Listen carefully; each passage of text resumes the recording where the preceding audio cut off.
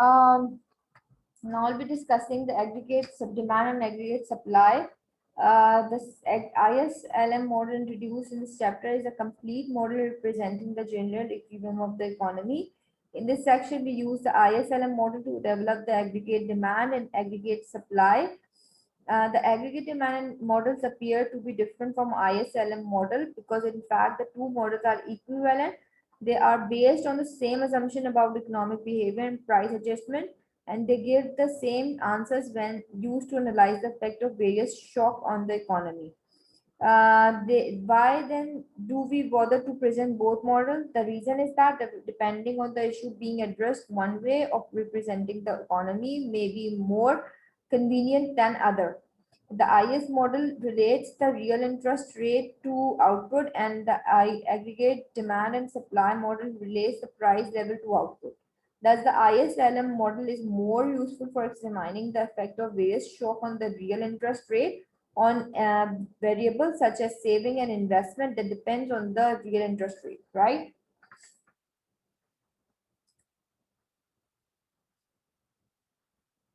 Derivation of the aggregate demand model curve for a given price level, the aggregate quantity of output demanded as determined where the IS and LN curve intersect. If the price level P1 is P is price P1 and the initial LM curve is LM1 over here, LM1, the initial aggregate out quantity of output demand is Y1, right?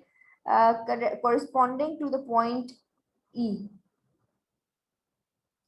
In to drive the aggregate demand curve, we examine the when the price what examine what happened to the quantity of output demanded when the price level changes. An increase in the price level from P1 to P2 reduces the money demand and shift the LM curve to the left from LM1 to LM2. Therefore, the aggregate quantity of output demanded represented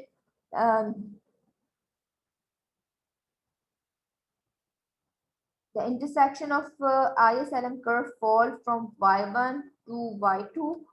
The increase in the price level P1 to P2 reduces the aggregate quantity of output demanded from Y1, Y2.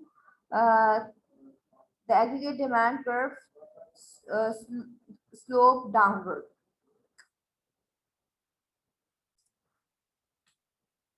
Now the effect of an increase in, we will discuss the factor that shift the aggregate demand curve. One of the factors is government purchases. If there is an increase in the government purchases on what will happen on aggregate demand curve. Panel A, an increase in the government purchases shift the IS curve up, right? And so to write IS 1 to IS 2. Right, at price level P1, the aggregate demand of output increases Y1 to Y2 as shown by the shifting of IS element intersection.